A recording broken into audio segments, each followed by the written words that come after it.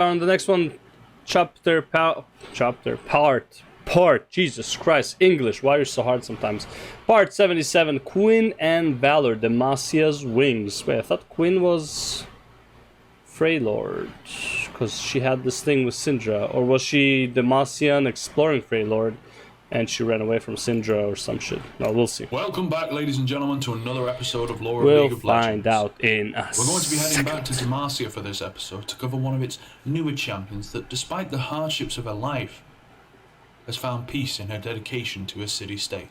Let's go. I present to you the lore of Quinn and Valor, Demacia's wings. Enjoy.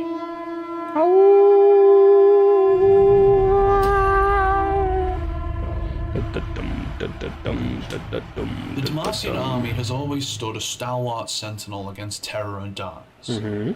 But as the times change, the nation faces threats that it previously knew nothing of.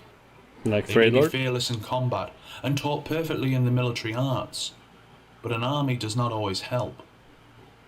An army is a mass of humanity with thousands of soldiers marching side by side, so it makes it problematic to hunt down an assassin, or pick off an important target, or track someone down.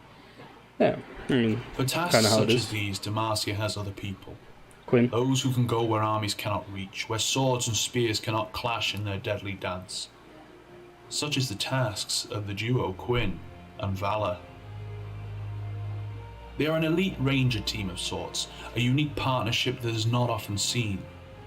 A young common-born girl and a rare, previously presumed extinct Demacian eagle. Oh, The duo undertakes the most dangerous and complicated of missions, often leading them deep into enemy territory. They'll risk everything to accomplish their goals, from swift reconnaissance to assassinations, whatever it takes. Tales tell that Quinn's Whatever targets are it often left takes. blinded, riddled with arrows, claw marks long before their opponent even realizes who they are fighting. But despite her status, Quinn's beginnings were not easy. humble beginnings, eh? Quinn was Is she Drake? Did she start from the bottom?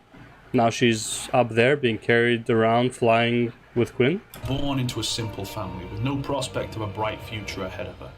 She enjoyed spending her days with Caleb, her twin It was definitely a simple family with a secret weapon.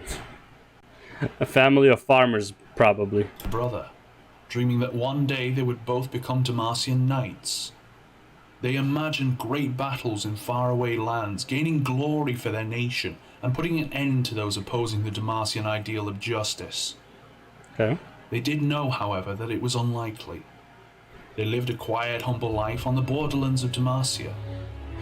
As time passed and the siblings had grown, the daydreams were no longer enough to satisfy their hunger for adventure. By this time, they were already teenagers, Adventure awaits! Huzzah! and with their developing minds, a new idea had been born Oh, what a to embark video. into the wilderness and look for adventure, Huzzah! searching for true danger. Oh, God. They still realized that neither of them would ever become a knight, but as long as they were together, it didn't matter. They found comfort in telling themselves that one day they would become something more. But one day, an accident happened that robbed Caleb of his life for the first time. Quinn felt alone. Oh. For the first time in her life, she truly felt fear and uncertainty. She abandoned her dreams to become a knight, and for a year, she led a simple life, just as her parents did. She never left her village and became overcome with grief. A year had passed since Caleb's death, and Quinn finally decided to leave her home and visit the scene of the tragedy. It wasn't an easy journey. The forest seemed dead, and there was no life surrounding her. It felt almost unnatural. Upon arriving, though, Quinn noticed something that surprised her. A wounded Demacian eagle was sitting at the exact spot where Caleb had died a year earlier. Oh. She took care of the bird. Such a rare and beautiful creature didn't deserve to die. As the bird grew back to full health, the two had grown somewhat attached to each other. That's pretty Quinn cool. could see numerous similarities between the bird and her brother, and so decided to let the eagle stay with her, naming him Valor. Yep. That's kind of Together cool. they grew stronger. Valor recovered, regaining his full strength, and Quinn learned to overcome her fear once more. She once more found the courage to pursue her childhood dream. She wanted to become a knight. Even though she was dismissed at first because of her origins and lack of military training, she endeavored to prove the generals wrong. That's how it is. After the attempted assassination of the king himself, oh my god, look at the pixels on this. What's going on? The Blade Shadow, one of the most famous Noxian assassins. Many rushed after the assassin, but none paid as much attention to the finer details as Quinn did.